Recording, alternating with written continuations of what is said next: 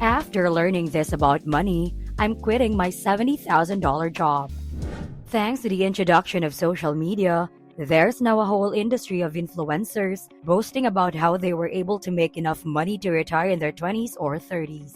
All they do these days is post pictures of their private planes, Lamborghinis, and mansions until someone reveals that they have been renting out their houses, expensive cars, and private planes. Undoubtedly, there are those who have built tech firms while still in college and made millions of dollars, but this is the exception rather than the rule, especially given that 90% of startups fail. No one should feel discouraged, feel free to give it a shot. However, the topic of this video is whether or not the average guy can retire early. Is it feasible for someone who works a 9-to-5 job to retire in a decade or a decade and a half? Can a person in their 20s retire by the time they're in their 30s without starting a business or winning the lottery? The answer is yes. The FIRE Financial Independence Retire Early movement is a significant online movement. They assert that you can retire by your 30s and never work again if you live frugally during your 20s and invest the great majority of your income. You can finally leave your work and begin your 80-day trip around the world because your investment will pay all of your bills. You might not be able to purchase a private jet or a house worth $50 million,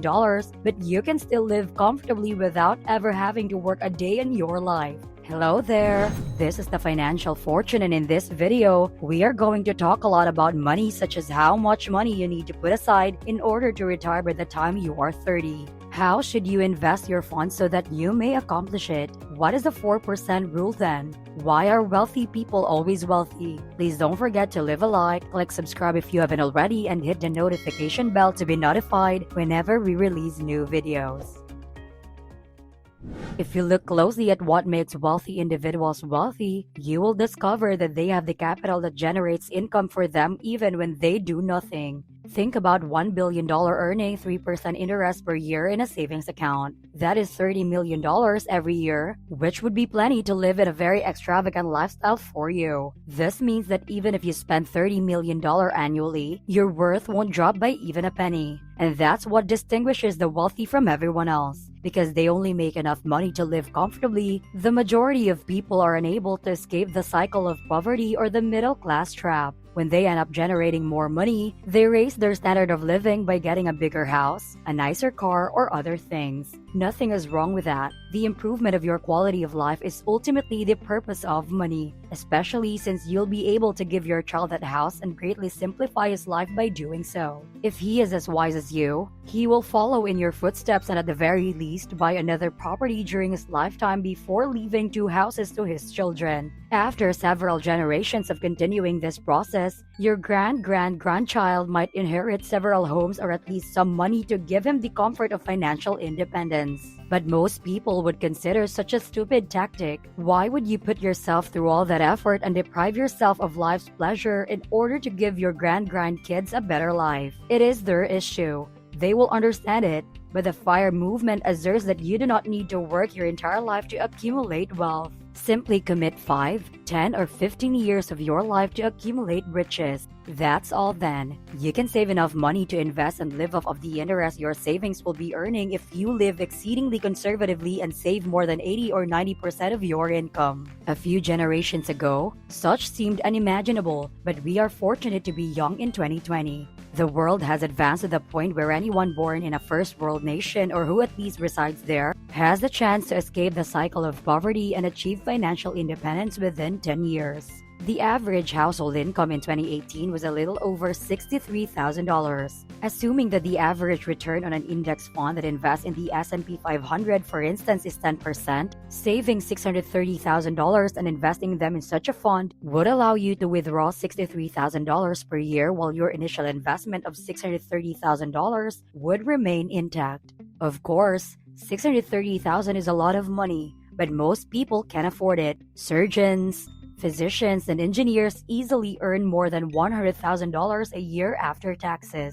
They can save that much money by setting aside only a little bit more than half of their income for 5 or 6 years. It seems like a wise idea, right? Of course, not everything is rosy and wonderful. Inflation in the US is between 2% to 3%. You should not remove more than 7% of your investment if you don't want the real worth of your investment to decline by 2% to 3% annually. Additionally, you're left with just 5% if you want your investment to increase by at least a modest margin, such as 2%. The rule of 4% is the amount that remains after subtracting additional percent to account for market swings. This amount is all that is left. Thus, you must invest $1,500,000 in an index fund like the S&P 500 if you want to be able to withdraw $63,000 and be sure that inflation would erode your value over time. Even though it can't seem like a lot of money, it's still attainable. That can be done in give or take 10 years with high-paying work and a frugal lifestyle. It's vital to keep in mind that you cannot accomplish that with a regular job. I mean, no offense, but if your income is only sufficient to meet your basic necessities, there is no way that you can save that much money.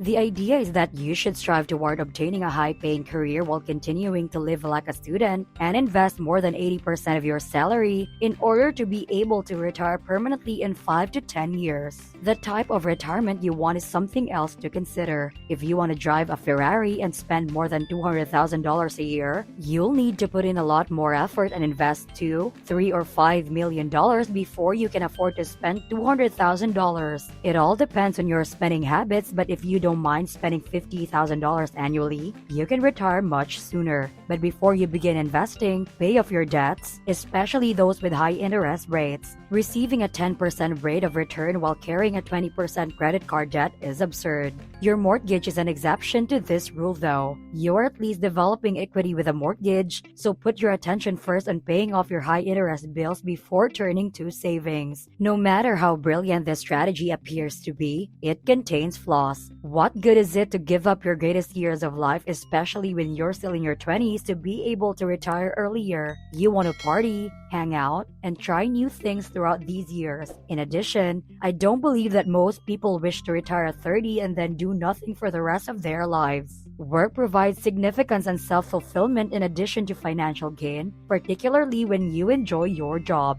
So here's a better idea. Instead of depriving yourself of even the most basic pleasures, focus on developing an investment portfolio that can at least cover your fundamental necessities, such as housing and food, rather than trying to retire at 30 or 35. Consider saving 30 or 40% of your income as opposed to over 80%. You might not be able to fully retire in 10 to 15 years, but you can easily afford to stop working, take a break, or try something new. You can easily pay the rent and put food on the table by taking away 4% of your investment account. And no matter how attractive the thought of financial freedom may seem, do not sacrifice your health for it, because if you do, you will lose everything, even your financial freedom. For instance, don't eat garbage only to save money. When you reach the point of financial independence, when you are no longer forced to accept the job only on a basis of how much it pays, you begin to make slightly different choices. How much money do I need to keep up my current lifestyle? How much money do I need to invest in order to be able to maintain my quality of life without touching the principal while withdrawing 4% annually? How much money can I save each month too? By answering these questions, you'll then discover how long it will take you to become financially independent. This is the Financial Fortune, and thanks for watching.